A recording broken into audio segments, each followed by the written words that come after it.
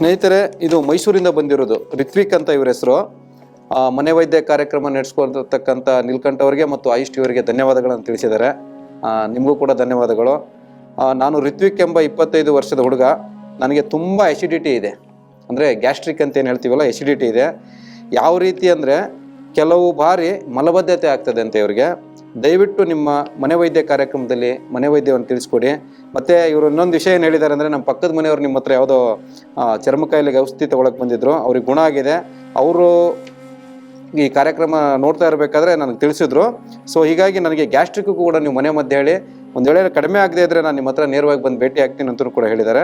ಸಂತೋಷ ರಿತ್ವಿಕ್ ಅವರೇ, ನೀವು ಮೈಸೂರಿಂದ ಕಾಲ್ ಮಾಡಿದ್ದೀರಿ. ಬಟ್ ಅವರು ಯಾರು ಬಂದು ತೋರಿಸಿರ್ತಾರಲ್ವ, ಅದು ನನಗೆ ಹೆಸರೇನು ಬೇಕಾಗಿಲ್ಲ, ನೋ ಪ್ರಾಬ್ಲಮ್, ಇದರಲ್ಲಿ ಬರ್ದಿಲ್ಲ. ಸೊ ಹಾಗೆ ನಿಮಗೆ ಗ್ಯಾಸ್ಟ್ರಿಕ್ ಇದೆ ಅಲ್ವಾ, ಸುಮಾರು ಜನಕ್ಕೆ ಇವತ್ತು ಎಸಿಡಿಟಿ ಪ್ರಾಬ್ಲಮ್ ಅನ್ನೋದು, ಈ ಗ್ಯಾಸ್ಟ್ರಿಕ್ ಅಂತ ಏನು ಹೇಳ್ತೀವಲ್ಲ, ಇದು ಸುಮಾರು ಜನಕ್ಕೆ ಇದೆ ಈ ನಡುವೆ. ಸೊ ಈ ಎಸಿಡಿಟಿ ಬರೋಕ್ಕೆ ಬಹಳ ಮುಖ್ಯವಾದಂಥ ಕಾರಣ ಏನು ಅಂತಂದರೆ ಮಲಬದ್ಧತೆ. ಸೊ ಮಲಬದ್ಧತೆ ಇದ್ದಾಗ ಏನಾಗುತ್ತೆ, ನಮ್ಮದು ಜೀರ್ಣಾಂಗ ವ್ಯವಸ್ಥೆ ಹಾಳಾಗುತ್ತೆ, ಇದು ಒಂದು ಭಾಗ. ಸೊ ಹಾಗೆ ನಮ್ಗೆ ಏನಾಗ್ತದೆ, ಶರೀರದಲ್ಲಿ ನಾವು ಅವಸರವಾಗಿ ತುಂಬ ಒತ್ತಡದ ಜೀವನ ಮಾಡಿದ್ರು ಕೂಡ ನಮ್ಗೆ ಏನಾಗ್ತದೆ, ಈ ಒಂದು ಎಸಿಡಿಟಿ ಬರ್ತಾ ಇದೆ. ಸೊ ಎಸಿಡ್ ಅನ್ನೋದು ನಮಗೆ ಹೊಟ್ಟೆಯಲ್ಲಿ ನಿಮಗೆ 24 ಗಂಟೆನೂ ಉತ್ಪತ್ತಿ ಆಗುತ್ತೆ. ಇದು ನೇಚರ್, ಪ್ರಕೃತಿ. ಇದು ನಮಗೆ ಭಗವಂತ ಹೊಟ್ಟೆಯಲ್ಲಿ ಉತ್ಪತ್ತಿಗೆ ನಮಗೆ ಜೀರ್ಣಕ್ರಿಯೆಗೆಲ್ಲ ಅದು ಬೇಕು. ಸೊ ಅದೇ ರೀತಿ ನಿಮಗೆ ಬಾಯಲ್ಲಿ ಲಾಲಾರಸ ಇದೆ ಅಲ್ವಾ, ಲಾಲಾರಸ ಬಂದ್ಬಿಟ್ಟು ನಿಮಗೆ ಕ್ಷಾರೀಯ, ಇದು ಆಮ್ಲೀಯ. ಎಸಿಡ್ ಅಂದರೆ ಆಮ್ಲೀಯ, ಇದು ಕ್ಷಾರೀಯ. ಸೊ ಈ ಕ್ಷಾರೀಯ ಪದಾರ್ಥ ಹೋಗಿ ಈ ಆಮ್ಲೀಯ ಪದಾರ್ಥ ಮೇಲೆ ಬಿದ್ದಾಗ ಏನಾಗುತ್ತೆ, ನಿಮಗೆ ನ್ಯೂಟ್ರಲ್ ಆಗ್ತದೆ. ಸೊ ನಾವೇನು ಮಾಡ್ತಾ ಇದ್ದೀವಿ, ಈಗ ಆ ಲಾಲಾರಸವನ್ನು ಹೆಚ್ಚಿಗೆ ಒಳಗಡೆ ತೊಗೊತಾ ಇಲ್ಲ. ಸೊ ಸುಮಾರು ಜನ ಯುವಕರು ಏನು ಮಾಡಿದ್ದಾರೆ, ಈ ಗುಟ್ಕಾ, ಪಾನ್ ಪರಾಗು, ಈ ತಂಬಾಕುಗಳನ್ನು ದಾಸರಾಗ್ಬಿಟ್ಟು ಆ ಲಾಲಾರಸ, ಅಮೃತ ಸಮಾನವಾದಂತಹ ಲಾಲಾರಸವನ್ನು ನಾವು ಏನು ಮಾಡ್ತಾ ಇದ್ವಿ, ಉಗಿಳ್ತಾ ಇದ್ದಾರೆ.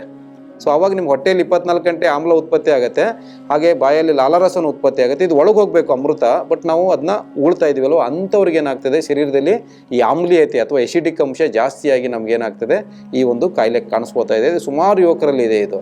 ಸೊ ಎಸಿಡಿಕ್ ಅಂಶ ಜಾಸ್ತಿ ಆದರೆ ಏನಾಗುತ್ತೆ ಅಂದರೆ, ನಮ್ಮ ಶರೀರದಲ್ಲಿ ಈ ಕ್ಯಾನ್ಸರ್ನಂಥ ಕಾಯಿಲೆಗಳು, ಲಘುವಾದಂಥ ಕಾಯಿಲೆಗಳು, ಮತ್ತು ಈ ಎಸಿಡ್ ಅಂಶ ಜಾಸ್ತಿ ಆದರೆ ಕಿಡ್ನಿ ಸ್ಟೋನ್ ಆಗುವಂಥದ್ದು, ಗಾಲ್ ಬ್ಲಾಡರ್ ಸ್ಟೋನ್ ಆಗುವಂಥದ್ದು, ಮತ್ತು ನಮಗೆ ಜಠರದಲ್ಲಿ ಉರಿ ಬರುವಂಥದ್ದು. ಎಸಿಡ್ ಅಂಶ ಜಾಸ್ತಿ ಆದಾಗ ಏನಾಗುತ್ತೆ, ಅದು ರಕ್ತಕ್ಕೆ ಸೇರಿಕೊಳ್ಳುತ್ತೆ. ಸೊ ರಕ್ತದಲ್ಲಿ ನಿಮಗೆ ಗಂಟುಗಳಾಗ್ತವೆ ಈ ಆಮ್ಲ ಜಾಸ್ತಿ ಆದಾಗ. ಸ್ನೇಹಿತರೆ, ಅದಕ್ಕೋಸ್ಕರ ನೀವೇನು ಮಾಡಬೇಕಂದ್ರೆ, ಎಸಿಡಿಟಿ ಅಂತ ಏನಿದೆ ಅಲ್ವಾ, ಎಸಿಡಿಟಿಗೆ ಅದ್ಭುತವಾದಂಥ ಔಷಧಿ ಭಗವಂತ ನಮ್ಮ ಬಾಯಲ್ಲೇ ಕೊಟ್ಟಿದ್ದಾನೆ. ನಾವೇನು ಮಾಡ್ತಾ ಇದ್ದೀವಿ ಅಂದರೆ, ಅಂಗೈಯಲ್ಲಿ ಬೆಣ್ಣೆ ಇಟ್ಕೊಂಡು ಬೇರೆ ಎಲ್ಲೆಲ್ಲೋ ತುಪ್ಪ ಹುಡುಕಾಡ್ತಾ ಇದ್ದೀವಿ. ಸೊ ಈ ಎಸಿಡಿಟಿನ ನಾವು ಈ ಲಾಲಾರಸವನ್ನು ಹೆಚ್ಚು ನೀವು ಒಳಗಡೆ ಹಾಕೋದ್ರಿಂದ ಏನಾಗ್ತದೆ, ಖಂಡಿತವಾಗ್ಲೂ ಕಡಿಮೆ ಆಗ್ತದೆ. ಸೊ ಹೇಗೆ ಹಾಕಬೇಕು ಅಂತಂದರೆ, ತಮಗೆಲ್ಲ ಗೊತ್ತಿರುವ ಹಾಗೆ ಮುದ್ದೆ ಒಂದನ್ನು ಬಿಟ್ಟು ಬೇರೆ ಎಲ್ಲ ಆಹಾರ ಪದಾರ್ಥಗಳನ್ನು ತುಂಬ ಚೆನ್ನಾಗಿ ಅಂದರೆ ಅಗಿಬೇಕು, ಚೆನ್ನಾಗಿ ಬಾಯಲ್ಲಿ. ಎಷ್ಟು ಅಗಿಬೇಕು ಅಂತಂದರೆ, ನಮ್ಮ ಹಲ್ಲು ಎಷ್ಟಿದೆ ಅಷ್ಟಗಿಬೇಕು. ಅಷ್ಟಗದು ನಿಧಾನಕ್ಕೆ ನಾವು ಲಾಲಾರಸವನ್ನು ಸೇರಿಸಿ ನುಂಗಿದಾಗ ಏನಾಗುತ್ತೆ, ನಿಮಗೆ ಜೀರ್ಣಕ್ರಿಯೆ ಚೆನ್ನಾಗಾಗತ್ತೆ. ಕೆಲವ್ರು ಹೇಳ್ತಾರೆ ನೋಡಿ, ಈ ಹಲ್ಲಿನ ಕೆಲಸ ಬಂದ್ಬಿಟ್ಟು ಜಠರಕ್ಕೆ ಕೊಡಬಾರ್ದು ಅಂತ. ಸೊ ಹಾಗೆ ಮತ್ತು ದ್ರವ ಪದಾರ್ಥವನ್ನು ಘನ ಮಾಡ್ಕೊಂಡು ನುಂಗಿ, ಘನ ಪದಾರ್ಥವನ್ನು ದ್ರವ ಮಾಡ್ಕೊಂಡು ನುಂಗಿ ಅಂತ ಹೇಳ್ತಿದೆ ಆಯುರ್ವೇದ. ಸೊ ನಾವೇನು ಮಾಡ್ತಾ ಇದ್ದೀವಿ, ತುಂಬ ಅವಸರವಾಗಿ ಇದನ್ನ ಊಟ ಮಾಡೋದ್ರಿಂದ ಕೂಡ ನಮಗೆ ಏನಾಗ್ತದೆ, ಈ ಒಂದು ಸಮಸ್ಯೆ ಬರುತ್ತೆ. ಹಾಗೆ ನೀರು ಅಷ್ಟೇ, ಸುಮಾರು ಒಂದು 200 ml ಅಷ್ಟು ನಾವು ನೀರು ಕುಡಿಬೇಕಂದ್ರೆ 3 ರಿಂದ 4 ನಿಮಿಷ ಕುಡಿಬೇಕು. ಸೊ ನಾವೇನು ಮಾಡ್ತಾ ಇದ್ದೀವಿ, ಸುಮ್ಮನೆ ಘಟ ಕುಡಿತಾ ಇದ್ದೀವಿ ಅಲ್ವಾ, ಅದರಿಂದ ಏನಾಗ್ತದೆ, ನಮಗೆ ಈ ಶರೀರದಲ್ಲಿ ಉತ್ಪತ್ತಿ ಆಗ್ತಕ್ಕಂಥ ಆಮ್ಲದ ಮೇಲೆ ಈ ಕ್ಷಾರೀಯ ಪದಾರ್ಥ ಕಡಿಮೆ ಬಿದ್ದಾಗ ನಮಗೆ ಎಸಿಡಿಕ್ ಅಂಶ ಜಾಸ್ತಿಯಾಗಿ ಗ್ಯಾಸ್ಟ್ರಿಕ್ ಸಮಸ್ಯೆ ಬರುತ್ತೆ. ಸೊ ಇದು ಮೇಯ್ನ್ ಕಾರಣ.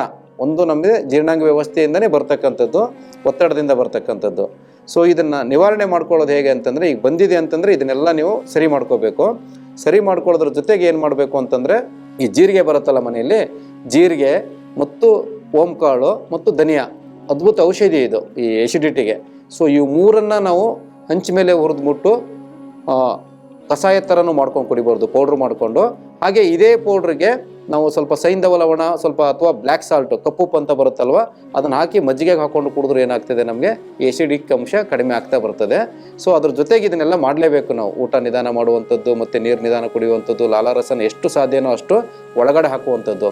ಹಾಗೆ ರಾತ್ರಿ ನಾವು ಮಲಗಿರ್ತೀವಲ್ವ, ಆವಾಗಲೂ ಕೂಡ ನಮ್ಮ ಹೊಟ್ಟೆಯಲ್ಲಿ ಆಮ್ಲ ಉತ್ಪತ್ತಿಯಾಗಿರುತ್ತೆ, ಮತ್ತು ಬಾಯಲ್ಲಿ ಲಾಲಾರಸನ ಉತ್ಪತ್ತಿಯಾಗಿರುತ್ತೆ. ಕೆಲವ್ರಿಗೆ ನೋಡಿರ್ತೀರ ನೀವು, ಈ ಒಂದು ಲಾಲಾರಸ ಎಲ್ಲ ಕೆಲವರಿಗೆ ಈ ಜೊಲ್ಲು ಬಂದಿರುತ್ತೆ ಆಚೆ ಕಡೆಗೆ, ಮಕ್ಕಳಿಗೆಲ್ಲ ನಾವು ಸಹಜವಾಗಿ ನೋಡಿರ್ತೀವಿ.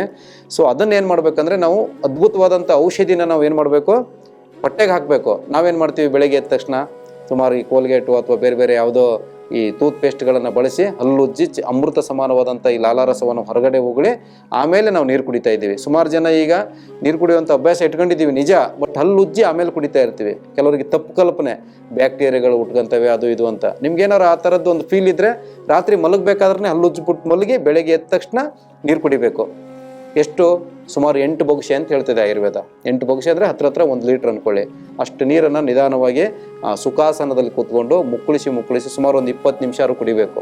ಅವಾಗ ಎಲ್ಲ ಲಾಲಾರಸ ಹೊಟ್ಟೆಗೆ ಹೋದ್ಮೇಲೆ ಏನಾಗುತ್ತೆ, ನಿಮಗೆ ಆಮ್ಲ ಮೇಲೆ ಈ ಕ್ಷಾರೀಯ ಪದಾರ್ಥ ಬಿದ್ದಾಗ ನ್ಯೂಟ್ರಲ್ ಆಗಿಬಿಟ್ಟು ನಿಮಗೆ ಮಲಮೂತ್ರಕ್ಕೆ ಹೋಗೋಕ್ಕೆ ಒಂದು ಸೆನ್ಸೇಷನ್ ಬರುತ್ತೆ.